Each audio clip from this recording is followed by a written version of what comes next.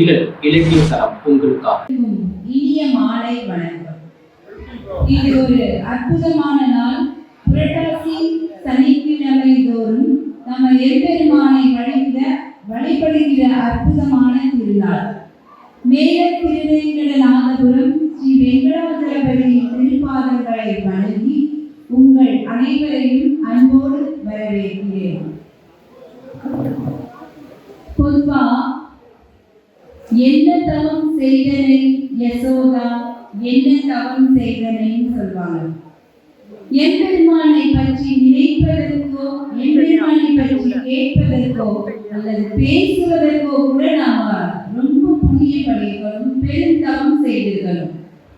அந்த வகையில இன்றைக்கு நாம என்ன தவம் செய்தோமோ, இன்று எனக்கு பேசுவதற்கான அந்த பாக்கியம் கிடைத்ததற்கும் அதை கேட்பதற்கான வாய்ப்பு உங்களுக்கு கிடைத்ததற்கும் நாம இந்த கோவில் செயல் அலுவலர் அவர்களுக்கும், கோயில் பணியாளர்களுக்கும், விழா கமிட்டியாளர்களுக்கும், பேட்டை அன்பு சகோதரர் முன்னாள் பஞ்சாயத்து தலைவர் ஏஎஸ் கணேசன் அவர்களுக்கும், அன்பு சகோதரர் பாமணி அவர்களுக்கும் இந்த அருமையான வேளையில் என்னுடைய வணக்கத்தையும் நன்றியையும் சொல்லிக்கொண்டு, பெருமாள் அவதாரங்கள் அந்த தலைப்பில் நான் இன்றைக்கு உங்களோடு பேச போகிறேன்.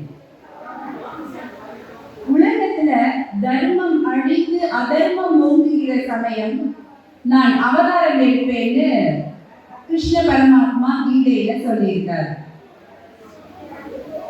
எதன் பொருள் அப்படி சொன்னாரு அப்படின்னா, எப்பெல்லாம் மக்களுக்கு துன்பம் வருகிறதோ அப்பமெல்லாம் அவர்களை காப்பதற்காக அவர் அவதாரம் எடுக்கிறார்.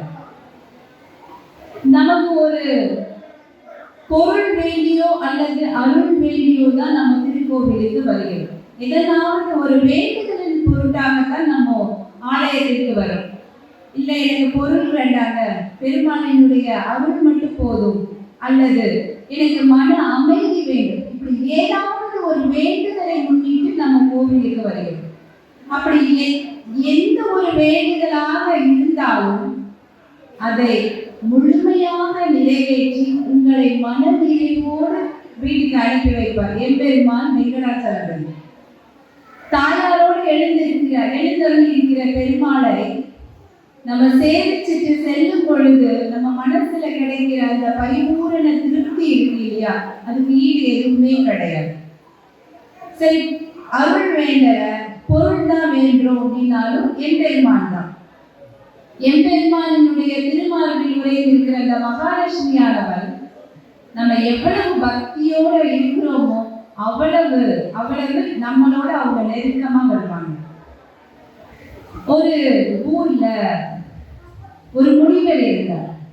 அவரு மூச்சு விடுகிறாரோ இல்லையோ சதா சர்வ காலமும் எம்பெருமானையே நினைச்சுட்டு இருப்பார். எம்பெருமான் நாமத்தையே உச்சரிச்சுக்கிட்டு இருப்பாரு. எம்பெருமானுடைய தீர்த்தங்களை தான் அவருடைய உணவாக அவர் அருந்துவார். அப்படி அவருடைய பக்தியினுடைய அந்த அருமையை தெரிஞ்ச உடனே மகாலட்சுமியே இறங்கி அவருடைய ஆசிரமத்துக்கு வராங்க. வந்தவங்க சொல்றாங்க, அப்பா உன்னுடைய பக்தியை நான் ரொம்ப மெச்சுறேன், இன்னிலிருந்து நான் உன்னோடயே இருக்க போறேன். நல்லா பார்த்துக்கோங்க, மகாலட்சுமியினுடைய அருள் வேண்டும்னா நம்ம எவ்வளவு புண்ணியம் பண்ணியிருக்கணும். இந்த மகாலட்சுமியே நம்மளை தேடி வரணும்னா நம்ம எவ்வளவு சரியானவங்களா இருந்திருக்கணும். அந்த மாதிரி ஒரு சரியான நபராக இருக்கக்கூடிய, அற்புதமான நபராக இருக்கக்கூடிய அந்த முனிவரினுடைய ஆசிரமத்துக்குள்ளார மகாலட்சுமியே வந்து நான் உன்னோட இருக்க போறேன்ப்பா அப்படின்னு சொல்றாங்க. பொதுவா நம்மளாம் என்ன சொல்லுவோம், ரொம்ப சந்தோஷப்படுவோம், ரொம்ப உற்சாகமா உடனே வாங்கணும், எங்களோட இருக்கணும், எனக்கு அது வேணும், எனக்கு இது வேணும், இப்படி நம்மளுடைய தேவைகளை எல்லாம் சொல்லுவோம். ஆனா அந்த முனிவர் என்ன சொல்றாரு அப்படின்னா, தாயே எனக்கு எம்பெருமானினுடைய பக்தியே போதும், அதனால எனக்கு உங்களுடைய இந்த அருள் வேண்டாம் அப்படின்னு சொல்றாரு. கொடுப்பதை யாராலும் தடுக்க முடியாது. அப்போ நான் முடிவு பண்ணிட்டேன், உன் கூட தான் இருக்க போறேன். நீ வேண்டாம்னு சொன்னாலும் நீ பெரிய செல்வந்தனாக மாறி இந்த உலகத்துல வாழ்ந்துதான் தீரணும். உன்னோட பிறவி முடிகிற வரையில நீ பெரிய செல்வந்தனாக தான் இருக்கணும் அப்படின்னு சொல்றாங்க. இப்ப இவருக்கு இதை எப்படியாவது மறுக்கணும். எனக்கு வேற எந்த இதுவும் வேண்டாம். எம்பெருமானோட நினைவுகளும் எம்பெருமானினுடைய போற்றுதலையும் நான் சொல்லிக்கொண்டே இருந்தா போதும், வேற எதுவும் வேண்டாம். அப்போ லக்ஷ்மி அம்மாள் இப்படி சொல்லியிருக்காங்க, நம்ம இதை எப்படி முறியடிக்கிறது அப்படின்னு இப்படி யோசிச்சுக்கிட்டே வராரு. ஒரு காட்டு வழியாக வராரு. அங்க ஒரு குளக்கரை இருக்கு. அங்க ஒரு ராஜா தன்னுடைய பரிவாரங்களோடு அப்படியே அமர்ந்திருக்கார். கொஞ்சம் ஓய்வாக அமர்ந்திருக்கார். அப்போ அவர் தலையில ஒரு நல்ல கிரீடம், எப்பவுமே ராஜாக்கள் கிரீடம் சூட்டி இருப்பார்கள் இல்லையா, அப்படி சூட்டி அமர்ந்திருக்கார். அப்போ இவருக்கு என்ன தோணுது, இப்ப இது ஒரு சரியான சந்தர்ப்பம். இந்த ராஜாவை நாம அவமதிச்சோமானா கண்டிப்பாக நமக்கு தண்டனை உண்டு. அப்ப அந்த தண்டனையை பெற்றுக்கொண்டு நம்ம அப்படியே எம்பெருமானையே நினைச்சுக்கிட்டு வாழ்வோம் அப்படின்னு நினைக்கிறார். உடனே வேகமாக வராரு. அந்த அரசனினுடைய தலையை ஓங்கி மிதிக்கிறார். இது இவருடைய நம்மளுடைய எண்ணங்கள் எல்லாமே இறைவன் அறிவார்கள். அப்ப மகாலட்சுமிக்கு இவருடைய இந்த செய்யறதுக்கு முன்னாடியே தெரிஞ்சு போச்சு. நீங்க அப்படியா செய்யற அப்படின்னு அவங்க என்ன பண்றாங்க, அந்த கிரீடத்துக்குள்ளார ஒரு பாம்பு இருக்கிற மாதிரி பண்றாங்க. இவர் வேகமா உதைக்கிறாரு. எல்லாருக்கும் ரொம்ப ஆச்சரியமும் கோபமும் வருது. ராஜாவையே பிடிச்சு உதைக்க போறாரு, உதைச்சிட்டாரு அப்படின்னு சொல்லி காஞ்ச இந்த காவலர்கள் ஓடி வந்து அவருக்கு தண்டனை கொடுக்கறதுக்காக வராங்க. அந்த தலையில இருந்து விழுந்த கிரீடத்துல இருந்து ஒரு பாம்பு வேகமா போகுது. எல்லாருக்கும் ரொம்ப ஆச்சரியமா போயிடுச்சு. அடடா, கண்ணுக்கே தெரியாத அந்த பாம்பை கூட கண்டுபிடிச்சு நம்மளோட ராஜாவை காப்பாத்திட்டாரே, இவர் எவ்வளவு பெரிய மகான் அப்படின்னு நினைச்சு இப்ப ராஜால இருந்து எல்லாரும் அப்படியே அவர் காலில் விழுந்து சரணாகதி அடைகிறாங்க. இப்ப ராஜா வந்து அவரை கட்டாயப்படுத்தி அந்த காவலர்களை வச்சு தூக்கி கொண்டு தன்னோட அரண்மனைக்கு போய் தன்னோட அரண்மனையிலேயே அவர் காலம் முழுக்க இருக்கணும்னு சொல்றார். இப்போ இவர் வேண்டான்னு மறுத்தா கூட அவர் விரும்பி அந்த செல்வங்கள் எல்லாம் சேரும். இதுக்கு காரணம் எம்பெருமான் மீது அவர் வைத்திருந்த அந்த தூய்மையான பக்தியும் காரணம். அதே போலதான் நம்மளும் ஒரு தூய்மையான பக்தியோட இறை அன்போட இந்த திருக்கோவிலுக்கு வந்திருக்கோம். நம்மளோடு நிச்சயமாக அந்த மகாலட்சுமி வருவார்கள் என்று சொல்கிறேன். திருமாலின் அவதாரங்கள் இல்லையா, பொதுவா அவதாரம் அப்படிங்கிறது எம்பெருமான் நிறைய எடுத்திருக்கார். இருந்தாலும் முக்கியமா குறிப்பா சொல்வது தசாவதாரம். தசாவதாரம் அப்படின்னாலே 10 அவதாரங்கள் அப்படின்னு அர்த்தம் இல்லையா. தசம்னாலே 10, தசாவதாரம் எடுத்திருக்காரு. அது ரொம்ப சிறப்பான அந்த அவதாரங்களாக நம்ம தசாவதாரங்களை சொல்லுவோம். இந்த தசாவதாரத்தோட சிறப்புகள் என்னன்னா, இந்த உலகத்துக்கு தர்மத்தையும் நீதியையும் போதிக்க வேண்டியது மட்டும் இல்லாம அதர்மத்தை அழித்து மக்களை காப்பதற்காக அவர் ஒவ்வொரு அவதாரங்களாக எடுத்திருக்கார். இறைவன் மனிதனாக வருவது அவதாரம், மனிதன் இறைநிலைக்கு உயர்வது பவதாரம் சொல்லுவோம். இப்ப பொதுவா ஒரு சிறப்பான மகான்கள் மனித நிலையிலிருந்து ஒரு மகான் நிலைக்கு மாறுகிறது பவதாரம். இறைவன் மனிதனாக வருவது அவதாரம். அப்படி மனிதனாக மட்டும் இல்லாம இந்த உலகத்தில் தோன்றி இருக்கிற இந்த உயிர்களின் பரிணாம வளர்ச்சிப்படி ஒவ்வொரு உயிரினமாகவும் வந்து எம்பெருமான் அவதரிச்சிருக்கார். அது ரொம்ப சிறப்பு இல்லையா. அதோட வரிசையை பார்த்தீங்கன்னா மச்சம், கூர்மம், வராகம், நரசிம்மம், வாமனம், பரசுராமர், ராமர், பலராமர், கிருஷ்ணர், கல்கி, இப்படி 10 அவதாரங்களை அவர் எடுத்திருக்கார். இதுல இந்த மச்சாவதாரம் ஜலவாசி இல்லையா, மீன்கள் எப்போதும் நீருக்குள்ளேயே இருக்கும். அப்படி ஒரு மச்சாவதாரம் எடுப்பதற்கான காரணம் என்ன அப்படின்னா, எப்பொழுதுமே அறம் சரியாக நிறைவேற வேதத்தினுடைய துணை அவசியம். அறம் தான் இந்த உலகத்தையே இயக்குகிற பெரும் சக்தி. அது காலத்தாலும் மாற்ற முடியாது, கல்வராலும் கொள்ள முடியாது, இல்லையா? அப்படி ஒரு அற்புதமான சக்தி அறம். இந்த உலகம் இன்னும் இயங்கிக் கொண்டே இருக்கிறது, இந்த பூமி இன்னும் சுழன்று கொண்டே இருக்குதுன்னா நிச்சயமா அதுக்கு அறம் தான். எத்தனை தீய செயல்கள் எத்தனையோ வந்தாலும் என்றைக்குமே அறம் மட்டுமே நிலையானதாக இருக்கும். அப்படி அந்த அறத்தை காப்பாற்றும் பொருட்டு எடுக்கப்பட்டதுதான் இந்த மச்சாவதாரம். ஒரு முறை பிரம்மன் தூங்கிக்கிட்டு இருக்காரு. இப்போ பெரும் வெள்ளம் எல்லாம் ஏற்படுது இல்லையா, அங்கங்கே ஏற்படுது. ஆனா பொதுவா உலகம் முழுக்க ஏற்படுகிற பிரளயம், அந்த பிரளய காலம் எது அப்படின்னு பார்த்தோம்னா பிரம்மா உறங்குகிற காலம். இந்த வேதங்களின் தலைவர் அவர் உறங்கும் பொழுது அப்படி நல்ல ஒரு தடவை தூங்கிட்டாரு. பிரளயம் ஏற்பட போகுது. அவர் நல்ல தூக்கத்தின் வழியாக ஒரு வாயிலிருந்து இந்த மந்திரங்கள் எல்லாம் அப்படியே வெளியேறிக்கிட்டே இருக்கு. எப்பயுமே ஒரு நல்ல செயல் நடைபெறுதுன்னா அதுக்கு எதிராக இன்னொன்று இருக்கு. இப்ப இந்த மந்திரங்கள் வெளியேற ஒரு அசுரன், ஹயக்ரீவன்ற ஒரு அசுரன், அந்த அசுரன் என்ன பண்றாரு, அவ்வளவு மந்திரங்களையும் தன்மையப்படுத்துகிறார். இது பிரம்மனுக்கு தெரியல. அவர் தூக்கத்துல எல்லா மந்திரங்களும் வெளியேறிக்கிட்டே இருக்கிறது. இந்த மந்திரங்கள் ஒவ்வொன்றாக அவன் கையெழப்பட்டுக்கிறான். இப்போ இதை பார்த்த உடனே தேவர்கள் எல்லோருக்கும் ரொம்ப பயம் வந்துருச்சு. எல்லாரும் போய் எம்பெருமான் கிட்ட முறையிடுறாங்க. எம்பெருமான் எல்லோரையும் காக்கக்கூடிய கடவுள். அவர் உடனே மக்கள் நீங்க நினைச்ச மாத்திரத்துல உங்ககிட்ட வந்துருவார், நிச்சயமாக வருவார். அப்படி மக்களை காப்பாற்றுறதுக்காக இப்ப அவர் முதலாக மச்சாவதாரம் எடுத்தார். ஒரு ராஜ ரிஷி, அவருடைய பேரு சத்தியவரன்.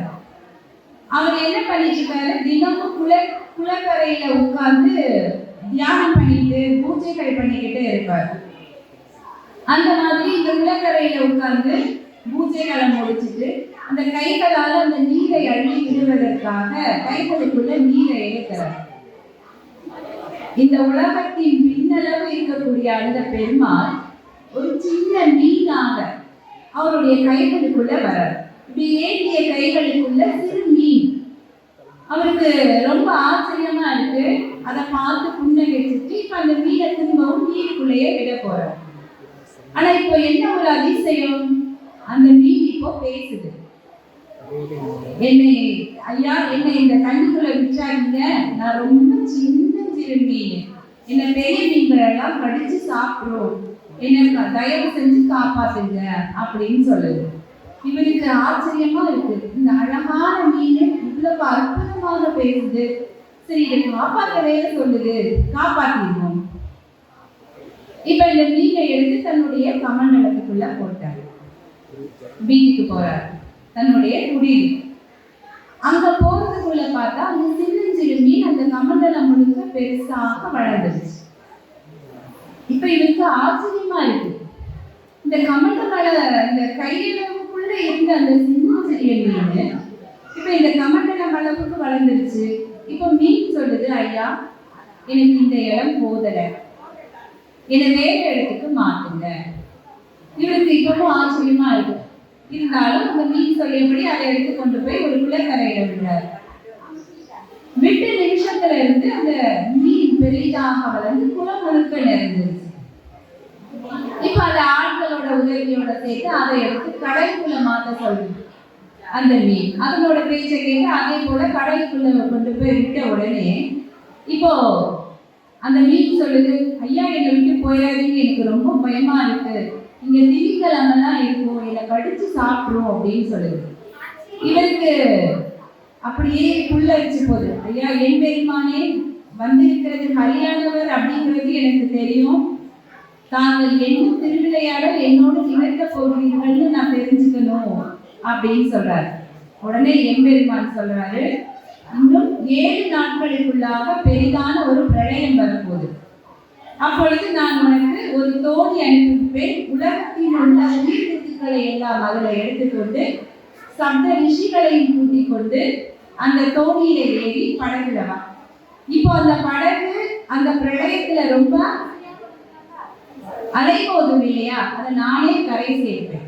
அதற்கு நீ இந்த வாசுகி பாம்பை என்னோட அந்த செவிலின் கொம்போட சேர்த்து கட்டிவிடு அப்படின்னு சொல்லிட்டு மறைஞ்சிடுறார். உடனே இவரும் தவம் இருக்கிறாரு. அந்த 7 நாள் எப்போ வரும், அதே போல அந்த 7வது நாள் வருகிற பொழுது பெரும் பிரளயம், பெரும் வெள்ளமாக மழை பொழிந்து எல்லாம் மூழ்கி போகுது. இப்ப அவர் எம்பெருமான் சொன்னது போல அந்த ஒரு தோணி வருது. அந்த தோணியில நீர்த்துக்களை எல்லாம் எடுத்து வைத்துக்கொண்டு அந்த சப்த ரிஷிகளோட அவருடைய வார்த்தையின் பிரகாரம் அந்த வாசுகி பாம்பால அந்த படகை அந்த மச்சாவதாரத்தினுடைய செதிலின் மேல இணைத்து கட்டுறாங்க. அந்த பிரளயம் முடிகிற வரைக்கும் அந்த மீனானது அப்படியே அந்த தோணியை பத்திரமா கொண்டு போய் நிறுத்து. இப்போ பிரம்மனுடைய தூக்கம் முடிஞ்சிருச்சு, பிரளயம் நின்றுச்சு. இப்ப கண் விழிச்சு பார்க்கிறாரு பிரம்மன். அவர்கிட்ட இப்ப எந்த மந்திரமும் ஞாபகத்தில் இல்லை. ஏன்னா அவருடைய தூக்கத்தின் வாயிலாக அத்தனையும் கொண்டு போயிட்டாரு. யாரு? அந்த அசுரன் கயந்திரன். இப்ப இவர் வேகமா கிளம்பி எம்பெருமான் கிட்ட முறையிடுறார். இப்ப இந்த மச்சாவதனமாக இருக்கக்கூடிய எம்பெருமான் அப்படியே அந்த தண்ணீருக்குள்ள போய் ஒளிந்து இருக்கிற வேதங்களை மறைத்து வைக்கிற அந்த ஹயக்ரீவனோட பெரும் சண்டை போட்டு அந்த வேதங்களை எல்லாம் காப்பாற்றி, அது மட்டும் இல்லாம அவனை அழித்து இந்த உலகம் உயிரிப்பதற்காக வேதங்களை திரும்பவும் பிரம்மா கிட்டையே கொடுத்து திரும்பவும் உலகம் செயல்பட தொடங்குது. சிருஷ்டிகளான வேலைகள் நடக்குது. அப்போ இந்த மக்களினுடைய வாழ்வை காப்பதற்காக இந்த வேதங்களை காத்து அந்த பிரம்மன் கிட்ட கொடுப்பதற்காக தோன்றிய அவதாரம் தான் இந்த மச்சாவதாரம். இந்த மச்சாவதாரத்தை நினைச்சாலோ அல்ல அந்த மச்சாவதார பெருமாளை கண்டு வணங்கினாலோ நாம் எந்த காரியம் நினைத்தாலும் நிச்சயமாக நிறைவேறும். அப்படி ஒரு அற்புதமான அவதாரம் தான் இந்த மச்சாவதாரம். அதுக்கு அடுத்ததாக எம்பெருமான் எடுத்தது கூர்மாவதாரம். கூர்மம்னா உங்க யாருக்காவது தெரியுமா உங்களுக்கு? கூர்மம் அப்படின்னா ஆமை. நம்ம எல்லாருக்கும் ஆமை அப்படின்னா தெரியும். கூர்மம் அப்படின்னா ஆமை. ஆமையாகவும் அவதாரம் எடுத்திருக்கிறார். ஆமை மிகவும் சிறப்பான ஒரு உயிரினம். அப்போ மக்கள் உயிரினங்களிடையே எந்த பாகுபாடும் இருக்கக்கூடாது அப்படிங்கிறதுனால எல்லா விதமான அந்த படைப்பாற்றலையும் அவர் நிகழ்த்தி இருக்கிறார். சரி, எதன் பொருட்டாக இந்த கூர்மாவதாரம் ஏற்பட்டது அப்படின்னா, பொதுவா நம்மளுக்கு எப்பயுமே ஆணவம் ஏற்படக்கூடாது. ஆணவம் ஏற்பட்டாலே அது கடைசியில அழிவை தான் தரும். ஒரு முறை தேவேந்திரன், அதாவது தேவர்களினுடைய தலைவன் என்ன பண்றார்? தேவேந்திரன் தன்னுடைய ஐராவதமான அந்த வாகனத்தில் யானையின் மீது ஏறி அப்படியே வந்து கொண்டிருக்கிறார். எதிர்த்தாப்புல பாத்தீங்கன்னா துர்வாச முனிவர். இந்த துர்வாச முனிவரை பத்தி கேள்விப்பட்டிருப்பீங்க. அதிகமான கோபம், ஒரு சிறப்பான முனிவர். ஆனா அவரால் அவருடைய கோபத்தை கட்டுப்படுத்திக்கவே முடியாது, அவ்வளவு கோபம் வரும் அவருக்கு. அப்படி கோபத்தினுடைய சொந்தக்காரர்களான துர்வாசர் எதிர்த்தாப்புல வர்றாரு. அவர் கையில ஒரு அழகிய மாலை இருக்கு. அந்த மாலை ஏது அப்படின்னு சொன்னா, ஒரு பெண் மகாலட்சுமியை வணங்கி மகாலட்சுமியிடம் வரமாக பெற்ற ஒரு மாலை. அவர் இந்த துர்வாச முனிவரை பணிந்து அவர்கிட்ட கொடுத்திருப்பார். இப்ப இவர் கையில இந்த மகாலட்சுமியினுடைய மாலை இருக்கு. சரி, இப்ப இதை யாருக்கு கொடுக்கலாம்னு பார்க்கும்போது பார்த்தா எதிர்த்தாப்புல அந்த தேவேந்திரன் வராரு. எப்போதுமே அவருக்கு ஆணவ செருக்கு கொஞ்சம் அதிகமாவே இருக்கும். அதனால ஏதாவது ஒரு வேலைகளை செஞ்சு ஒரு பிரச்சனைகளை மாற்றி எம்பெருமானை சரணடைஞ்சு அதுல இருந்து விடுபடுவதே அவருக்கு ஒரு வழக்கமான செயல். இப்ப இந்த துர்வாச முனிவரை பார்த்தோன்னே ஆனா அவர்கிட்ட மரியாதையா நடந்துக்கிறாரு, இறங்கி அவரை பணிந்து வழங்குறாரு. இப்ப துர்வாசர் என்ன பண்றாரு அப்படின்னா, அந்த மாலையை அப்படியே அவருக்கு பரிசா கொடுக்குறாரு. இவரு அந்த மாலைய எந்த வித மரியாதையோடும் வாங்கல, ரொம்ப அலட்சியமா வாங்கி தன்னுடைய யானையின் தலையின் மீது போடுறாரு. எப்பயுமே பாருங்க, தலைவன் நேர்மையானவனாக இருந்தால் தொண்டன் அதை விட நேர்மையானவனாக இருப்பார். தலைவன் எப்படியோ தொண்டனும் அப்படி. ஆனா இந்த தலைவன் என்ன பண்றது, ரொம்ப அலட்சியமா அந்த மாலையை வாங்கி ஐராவதத்தின் மேல போடுறாரு. அந்த ஐராவதம் அந்த யானை என்ன செய்யும் அப்படின்னா அந்த மாலையை உடனே எடுத்து கீழே போட்டு காலால மிதிச்சுது. அப்ப இதை பார்த்த உடனே துர்வாசருக்கு அவ்வளவு கோபம் வந்தது. எப்பொழுது நீ மகாலட்சுமியினுடைய மாலையை அவமதித்தாய், இனி உன்கிட்ட செல்வம் எதுவும் தங்காது அப்படின்னு சொல்லி சாபம் கொடுத்துருவார். சாபம் வாங்கிய பிறகுதான் அவருக்கு ரொம்ப வருத்தமா இருக்கும், பயமாயிடும்.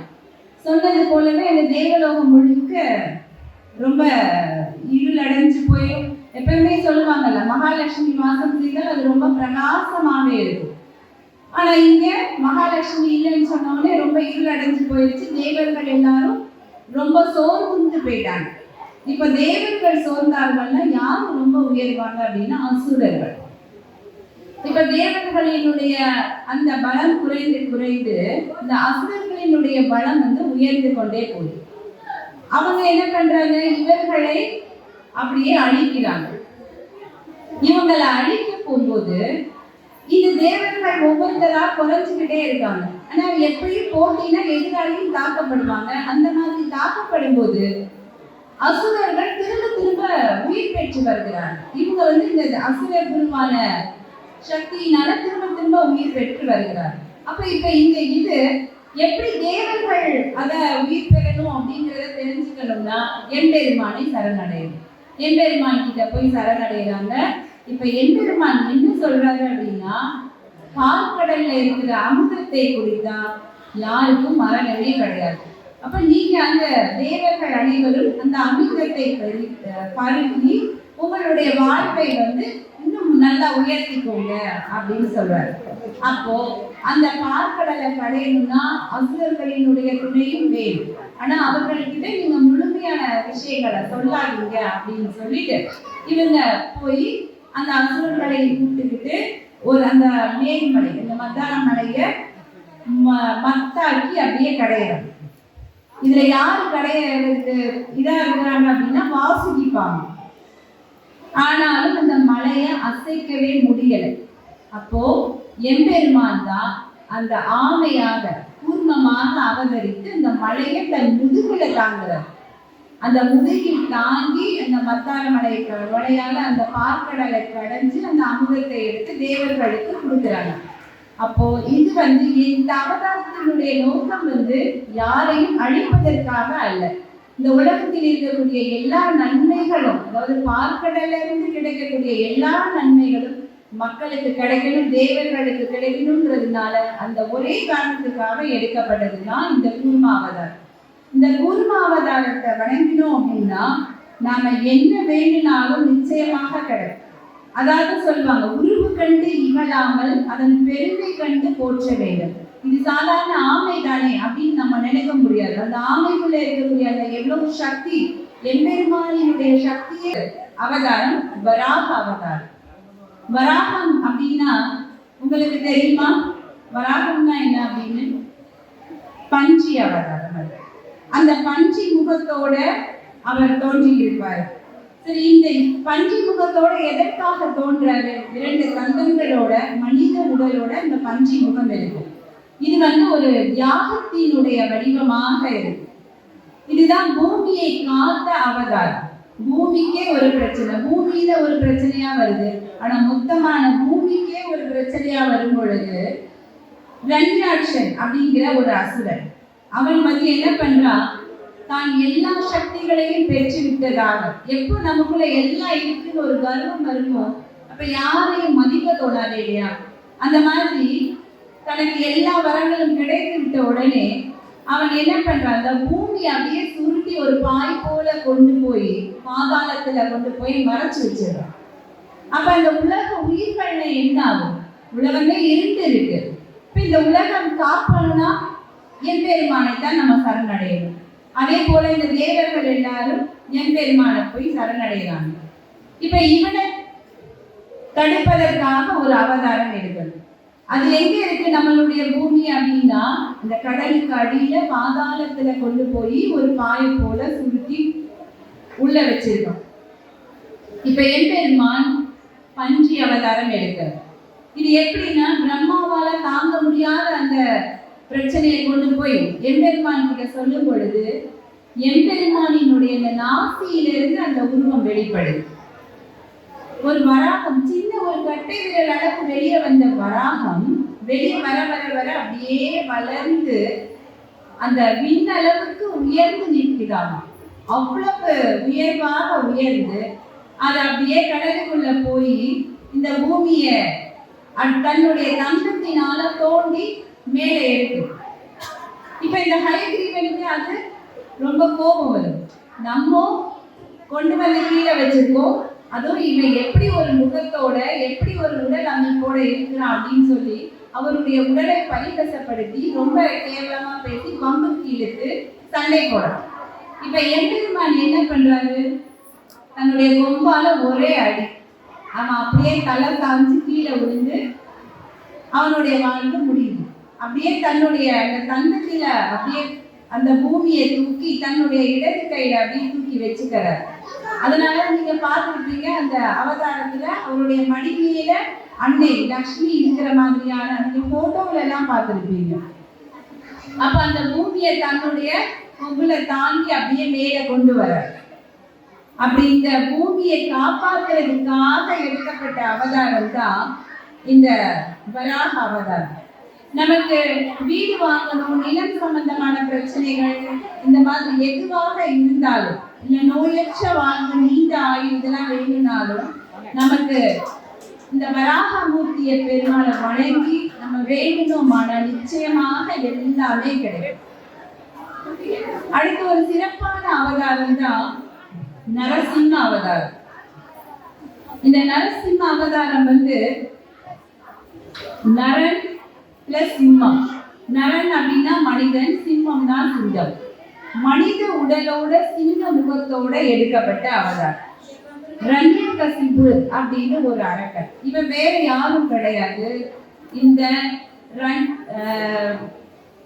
ஹயக்ரீவன் சொல்லி முதல்ல இருந்து மச்சாவதாரம், கூர்மாவதாரம், வராகாவதாரம் வரைக்கும் வந்தா இல்லையா, அவரோட சகோதரன் தான் இந்த ரண்யகசிபு. இந்த ரண்யகசிபு எப்படின்னா கடும் தவம் பண்ணி பிரம்மா கிட்ட இருந்து வரம் வாங்கியிருக்கான். அந்த வரம் எப்படிப்பட்ட வரம், மனிதர்களாலோ மிருகங்களாலோ பறவைகளாலோ இரவிலோ பகலிலோ வீட்டிற்கு உள்ளேயோ வெளியேயோ எந்த ஆயுதத்தினாலோ எனக்கு மரணம் சம்பவிக்க கூடாது அப்படிங்கிற ஒரு சிறப்பான வரம் வாங்கியிருப்பான். இப்போ இவ்வளவு வரம் வாங்கின பிறகு அவன் சும்மா இருப்பானா, நமக்கு அழிவே கிடையாது அப்படிங்கிறப்போ அவனுக்கு என்னெல்லாம் செய்ய தோணும், அப்படி அவனுக்கு தோன்றியதெல்லாம் செய்வான். கடைசியில தான் தான் கடவுள் அப்படின்னு அவனே நினைச்சுப்பான். தன்னுடைய மக்களையும் அவ்வாறே நினைக்க செய்து அப்படியே அவனையே வழிபடவும் செய்வான். அப்போ மக்கள் எல்லாரும் அவனையே கடவுளாக நினைக்கிறாங்க. அவனுக்கு அழகான ஒரு குழந்தை பிறகுது. அந்த குழந்தை எப்படின்னா தாயின் கருவில் இருக்கும் பொழுதே ஹரி மந்திரத்தை கேட்டு கேட்டு கேட்டு வளர்ந்த ஒரு அற்புதமான குழந்தை. அதனுடைய பெயர் பிரகலாத். அப்ப இந்த குழந்தை வளர வளர சதா சர்வ நேரமும் ஹரி மந்திரத்தையே உச்சரிச்சுக்கிட்டு இருக்கு. இவனுக்கு கோபமா வருது. முதல்ல சிறு பிள்ளைன்னு நினைக்கிறான், மனைவியிடம் சொல்லி மாற்ற சொல்கிறான். இப்படி ஒன்று ஒன்றா செஞ்சும் கூட அதுல எந்த மாற்றமும் இல்லை. அந்த குழந்தை வாயத்திருந்தாலே அது சொல்றது எப்போதும் ஹரி மந்திரம் தான். ஹரி மந்திரத்தை சொல்லிக்கிட்டே இருக்கு. இதுக்கு கோபம் வந்துகிட்டே இருக்கு. பல வகையில தன்னுடைய பெற்ற குழந்தையவே அதை கொள்ள முயற்சிக்கிறான். ஆனா எம்பெருமான நினைச்சாலே நமக்கு அவ்வளவு நலன் கிடைக்குமே. எம்பெருமான பெயரை உச்சரிச்சுக்கிட்டே இருக்கானே அந்த குழந்தை.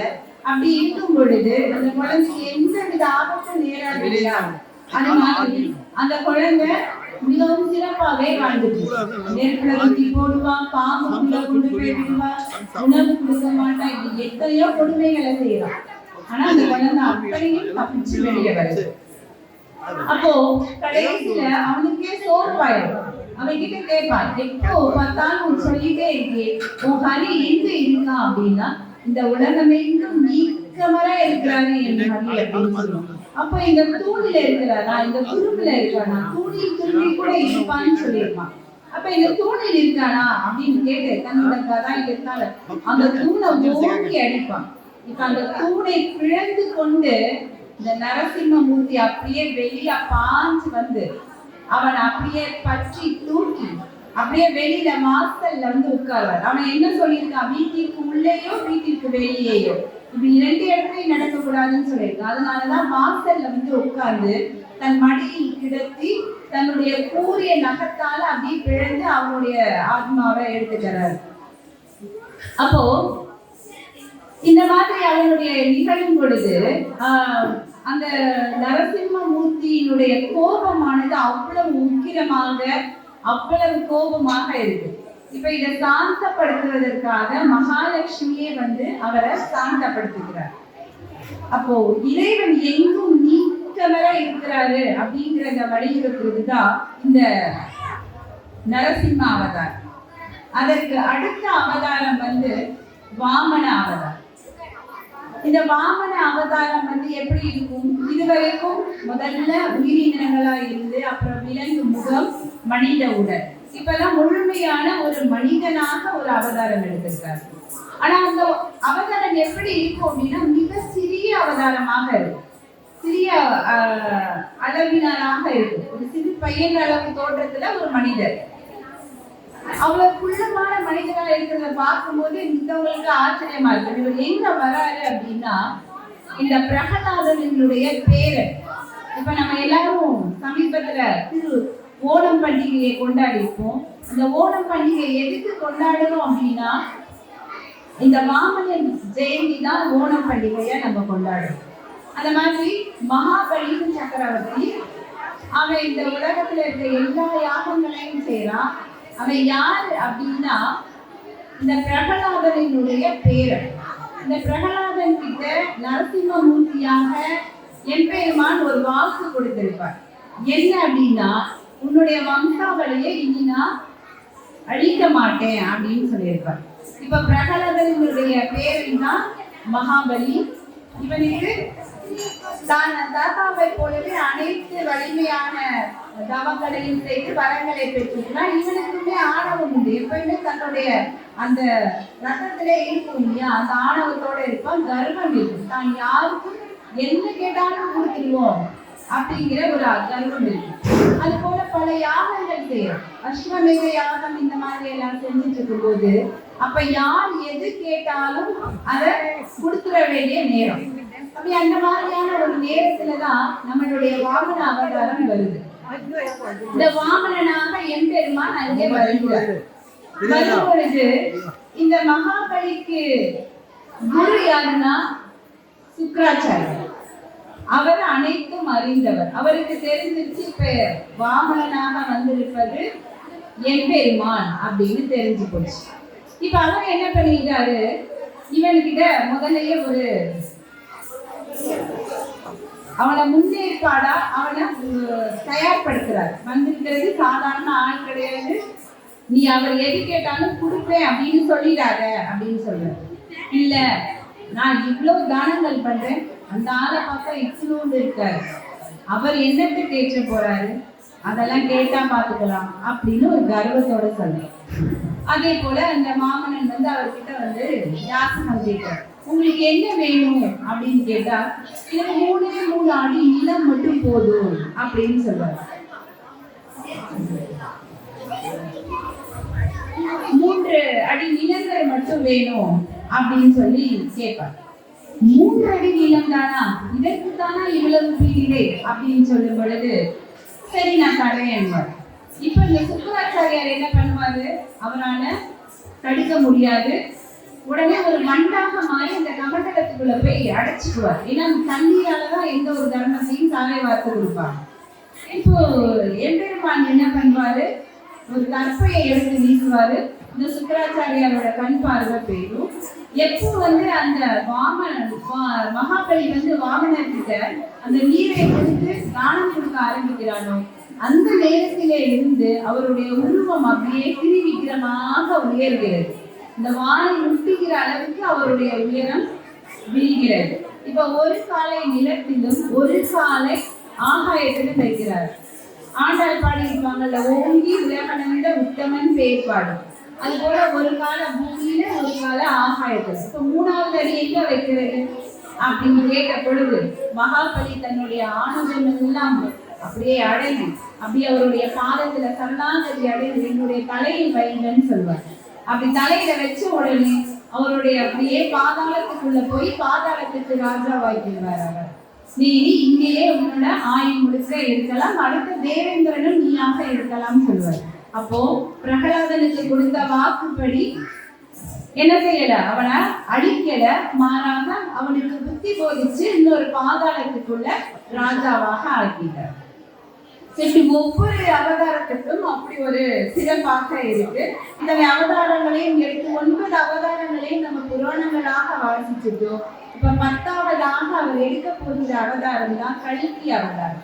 இந்த கல்கி அவதாரம் வெண்ணிற குதிரையில ஒரு வாளோடு அவர் வருகிறதாக அந்த அவதாரம் சொல்லப்பட்டிருக்கு. எப்பொழுதெல்லாம் அதர்மம் தலை ஓங்குகிறதோ அப்போதெல்லாம் தர்மத்தை நிலைநிறுத்துவதற்காக தான் இப்பூமியில் அவதரிப்பேன்னு சொன்னது போல இப்ப இருக்கிற இந்த காலத்துல நிச்சயமாக அவர் கல்கியாக அவதாரம் வந்து நம்ம எல்லாரையும் காப்பாற்றி அருளணும். இந்த ஒரு நல்ல நேரத்துல இந்த 10 அவதார மகிமைகளை நான் உங்களோட பகிர்ந்துக்கிட்டேன். நிச்சயமாக எம்பெருமானினுடைய அந்த புகழை சொல்லிக்கிட்டே இருந்தா நம்மளுடைய வாழ்நாள் முழுக்க சிறப்பாக இருக்கும். அப்படியானது ஒரு நல்ல வாய்ப்பை எனக்கு அருளிய இந்த வெங்கடாச்சலபதி திருக்கோவில் செயல் அலுவலர் அவர்களுக்கும் கோயில் பணியாளர்களுக்கும் விழா கமிட்டியாளர்களுக்கும் மதிப்பிற்குரிய சகோதரர் காமன் அவர்களுக்கும் இந்த நிகழ்ச்சிக்கு உபயதாரராக இருக்கக்கூடிய பேட்டை முன்னாள் பஞ்சாயத்து தலைவர் சகோதரர் AS கணேசன் அவர்களுக்கும் இவ்வேளையில் எனது மனமார்ந்த நன்றியை தெரிவித்துக் கொண்டு என்னுடைய நிறைவு செய்கிறேன். நன்றி, வணக்கம்.